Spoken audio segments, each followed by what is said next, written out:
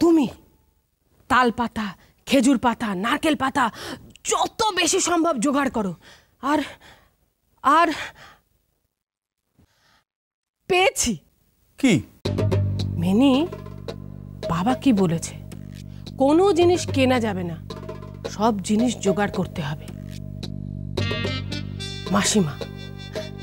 মাসিমা যখন এই বাড়িতে আসে রাজ্যের জিনিসপত্র নিয়ে আসে, হাবি যাবি সব। কিরম জানো তো, মানে ছেঁড়া তোষক থেকে শক্ত মাথার বালিশ পর্যন্ত, সেগুলো তো এখনো এ বাড়িতেই আছে। দাদি কি হবে দাদি? মিনি, তুমি খালি পাতা জোগাড় করে ঘরটা বানিয়ে ফেলো। ঘর কি করে ভরাট করতে হয় সেটা আমি বুঝে নেব। বুড়ির ঘর তো, বুড়ির ঘরের জিনিস দিয়েই পোড়াবো এবার। লঙ্কা কাণ্ড বাঁধবে, আমি হনুমান আছি, লেজে আগুন দেব। ভাববো না মানে? কি বলছো ভাববো না? এই তুমি তোমার শাড়ি টাড়ি সব পুড়িয়ে দেবে আর আমি ভাববো না? সে শুধু আমাকেই কিনে দিতে হবে নাকি? আরে দূর বাবা। কি দূর বাবা? আরে জামা কাপড় আমার নয়। তোমার নয়? অন্য কারো। অন্য কারোর? হ্যাঁ, বেশ কিছু জামা কাপড় জানো, একেবারে শেষের দিকে আগুনে দিয়ে দেবো। আর অনেকক্ষণ সময় ধরে দাও দাও করে জ্বলবে। দাও দাও। আরে কোথায় গেলে? একি তোমার জামা কাপড় নিয়ে কোথায় চলেছো? দেখো রানী, তোমার ভাবতে কিন্তু আমার সুবিধা ঠেকছে না। শেষে যা ব্রেক ফেল করে যাও আমার, তাই জামা কাপড়গুলো একটু সাবধানে ব্যবস্থা করে রেখে আসতে যাচ্ছি। উফ, আরে বাবা বসো তো, বসো এখানে বসো। শোনো, বুড়ির ঘর পোড়ানো একটা খেলা, তাই বলে খেলার ছলে আমি আমার নিজের ঘর পোড়াবো? অত বোকা আমি নই। না বাবা, যেটার কথা মাথায় এলে কারোর মাথা ঠিক থাকে না, তোমারও শেষে মাথা ঠিক থাকবে না। এই সরো তো, আমার মাথা যথেষ্ট ঠিক আছে। শোনো শোনো, আমার মাথায় একটা বুদ্ধি এসেছে। বুদ্ধি? হ্যাঁ। কি বুদ্ধি? ওই বিষ্টু আর অলক্ষী, এরা দুজন তো রেফারি। হ্যাঁ, ওদের একজনকে যদি একটু হাত করে নেওয়া যায়। আমি পারবো না পারবো না পারবো না, ব্যাস। আরে কি আশ্চর্য, কাটা রেকর্ডের মতো শুধু পারবো না পারবো না পারবো না। শোনো মিতা, এইরকম সুযোগ বারবার আসে না, আর সুযোগ এলে সেটাকে কাজে লাগাতে হয়, এটা বড়রা বলে গেছেন। এরকম সুযোগ বারবার আসে। বাহ, সুযোগ এসেছে বলে ব্যাকা পথে চলবো? শোনো মিতা, সোজা পথে ইয়ে না উঠলে না, ইয়ে একাতে হয়। কি? সোজা আঙুলে ঘি না উঠলে না, আঙুল একাতে হয়, এটা বড়রা বলে গেছেন। শোনো, সোজা কাজ সোজা পথে করবে, এটাও বড়রা বলে গেছে। না, বড়রা যা সব সময় বলে যায় সেটা ঠিক নয়।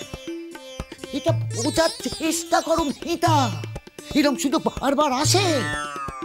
ভাবো, অলক্ষীকে যদি আমরা একবার হাত করতে পারি না, তাহলে কেল্লা ফতে, তখন দেখবে আমাদের দার্জিলিং যাওয়ার আটকাবে কে? আমি পারবো না, ব্যাস। আরে কি আশ্চর্য কথা বলো তো, কি এমন করতে হবে? একটু মিষ্টি করে হাসি মুখে কথা বলতে হবে, ব্যাস। একটু মিষ্টি করে হাসি মুখে কথা বলতে হবে, ব্যাস। আমি পারবো না পারবো না পারবো না, ব্যাস। একটু বোঝার চেষ্টা করো। এটা অলৌকিক খারাপ মেয়ে নয়, ভালো মেয়ে। আর একটু একটু ভালোভাবে কথা বললে কি হয় বলো তো? বারবার এক কথা বলছি, কানে যাচ্ছে না? না বলছি তো, আমি পারবো না পারবো না পারবো না। শোনো, কেন পারবো না জানো? তোমার জন্য। হ্যাঁ সত্যি, তোমার জন্য। আমি জানি না ওই মেয়ে তোমাকে কিভাবে বশ করেছে। এমন বশ করেছে যে বিষ্টুকে পর্যন্ত তুমি দোষী সাব্যস্ত করছো। ও বাবা, এবেলা আমি কেন?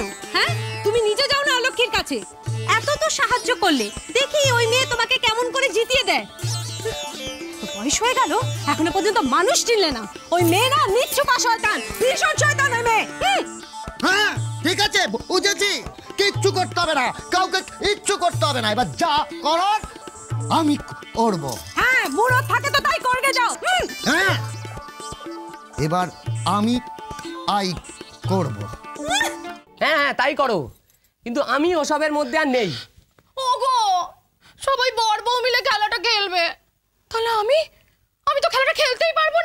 অত খেলা খেলা করো না তো।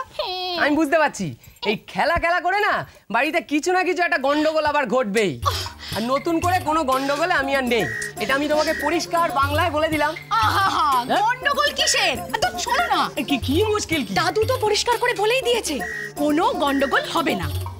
আর তাছাড়া সবাই তো খেলবে, গন্ডগোল হবে কোন দিয়ে? হ্যাঁ, গন্ডগোল দেখবে ঠিক হয়ে যাবে। দেখো এই কারগিলের গন্ডগোল আর প্রেম এই দুটোই না এক জিনিস। তোমাকে ইচ্ছে করে কিছু করতে হবে না, আপনা আপনি হয়ে যাবে।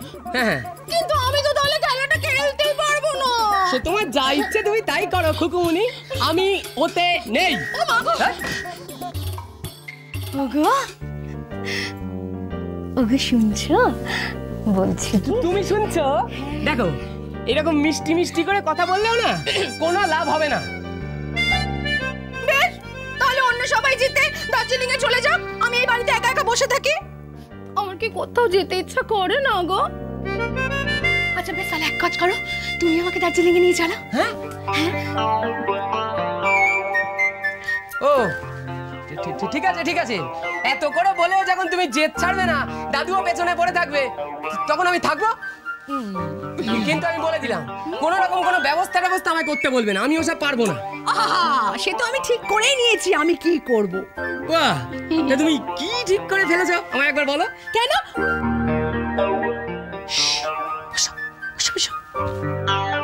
শোনো, বিষ্টু আর অলক্ষী এই দুজনকে একবার যদি হাত করে ফেলতে পারি তাহলে কেল্লা ফতে। বাবা, এখন তুমি হাত করবে ওই অলক্ষীকে? চেষ্টা করে দেখতে তো কোনো ক্ষতি নেই। শুনছো, একটু ময়দা এনে দিও তো আমার। আমার বিষ্টুটা আবার ফুলকো ফুলকো লুচি খেতে বড় ভালোবাসে তো। হ্যাঁ, না গো রাধিকে, না, আমি কাউকে কিছু খাইয়ে হাত করতে পারবো না। তোমাকে বিয়ে করে আমার এই লাভ হলো? লাভ মানে? তোমাকে যদি বিয়ে না করতাম তাহলে আমি আজকে মা বাবার সঙ্গেই থাকতে পারতাম। আমি জানি বাবা ঠিক জিতবে, দেখে নিও।